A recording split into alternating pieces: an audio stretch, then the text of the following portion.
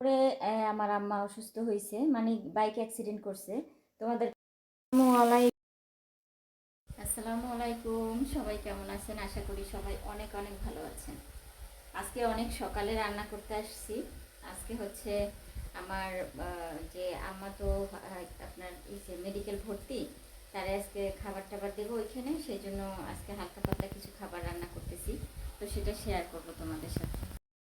দিয়েছি ডাল চচ্চড়ি করতেছি। আর হচ্ছে ওখানে রুগীতে খাবে না, অবশ্য যারা থাকে তাদের জন্য, মানে ঝটপট যে খাবারটা খুবই সহজে তৈরি করা যায়, আসলে তাড়াতাড়ি করা যায়, এই জন্য ডাল চচ্চড়ি বসিয়ে দিয়েছি। আর হচ্ছে ডিম সেদ্ধ বসিয়েছি, মানে যে তাড়াতাড়ি যাতে করতে পারি রান্নাটা সব কিছু সহজভাবে। তো আমি ডালটা কিন্তু খুব একটু ভালোভাবে কষিয়ে নিচ্ছি, তারপরে এখানে আমি পানিটা অ্যাড করে দিব। এখানে আমি কোটাকুটি শুরু করে দিয়েছি। এই হচ্ছে তোমার, এটা হচ্ছে ডিম ভুনা করব সেই জন্য নিয়েছি। আর হচ্ছে এখানে আরও কিছু কাটবো, এটা দিয়ে একটা সবজি তৈরি করব, তো সেটাও শেয়ার করব। মানে ছোটোখাটো অল্প অল্প কিছু, আর এখানে টমেটো আলু টালু আছে, এগুলো দিয়ে আসলে কিছু একটা সবজি করে। আমার আম্মা অসুস্থ হয়েছে, মানে বাইক অ্যাক্সিডেন্ট করছে। তোমাদের কাছে তো হালকা পাতলা শেয়ার করেছি, সম্পূর্ণ বলি নেই। এখন ভাবলাম যে একটু হালকা শেয়ার করি। সেই জন্য আসলে কিছুই করতে পারতেছি না। আর এর মধ্যে তোমরা জানো আমি বাসাও চেঞ্জ করেছি। তো বাইক অ্যাক্সিডেন্ট করছে, তো সেই জন্য তাকে একটু বেশিই লাগছে। তো সেই তারা মেডিকেল প্রথম নিয়েছিলাম তোমার হাসপাতাল, সেখান থেকে ফেরত দিছে, পরে মেডিকেলে নিয়ে গেছি।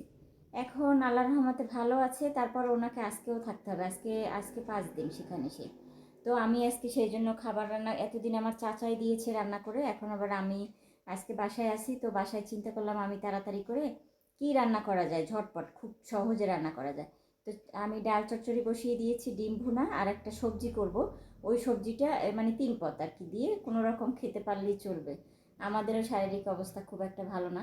যাই হোক, আমি সেটাও তোমাদের সাথে শেয়ার করতেছি, কখন কি হয় না হয়, বাসায় কি হইতেছে টোটাল খোঁজ খবর আমি কিন্তু তোমাদেরকে জানাইতেছি। তারপরও লাইভে এসে আমাকে জিজ্ঞেস করো, আন্টি আপনারা লাইভে আসেন না কেন, ভিডিও আপলোড দেন না কেন? ভিডিও কিন্তু দেই, তোমরা আসলে দেখো না। ছোটোখাটো আমাদের প্রবলেমগুলো তোমাদেরকে জানানোর চেষ্টা করে, মানে অত্যন্ত বেশি চেষ্টা করি, কিন্তু তোমরা দেখো না। না দেখলে কিভাবে দেবো বলো? আমরা তো ভাবি যে না, তোমাদের জানানোটা প্রয়োজন, সেই জন্য কিন্তু আমি জানাই, ঠিক আছে? আর হচ্ছে সব কিছু মানে আমি ভিডিওর মাধ্যমে দেই, কারণ লাইভে সব কিছু বললে অনেকে আছে ধুতায় কথা, একটা কথার প্রশ্ন করতেই থাকে, মানে ইচ্ছে করে। তো সেই জন্য আমি একটা ভিডিও আপলোড করে দিই। তো আজকে ভিডিও আপলোড করে দিচ্ছি, তোমরা অবশ্যই দেখবা, ঠিক আছে? আসসালামু আলাইকুম, সবাই কেমন আছেন? আশা করি সবাই অনেক অনেক ভালো আছেন। তিল্লি ভাজার কাজ চলতেছে। আজকে রান্না করতেছি তিল্লি। এটা হচ্ছে খাসির তিল্লি। এই তিল্লিটা কিন্তু অসাধারণ খেতে হয়। আমি হচ্ছে প্রথমত এটা সুন্দরভাবে কষিয়ে নিচ্ছি, একটু দেখতেই পাইতেছেন, একদম ভাজা ভাজা করে ফেলবো। এখনও সব মশলা অ্যাড করা হয়নি, একটু দেখাইতেছি, ক্লিয়ারলি দেখা যাচ্ছে না। তিল্লি ভাজা চলতেছে।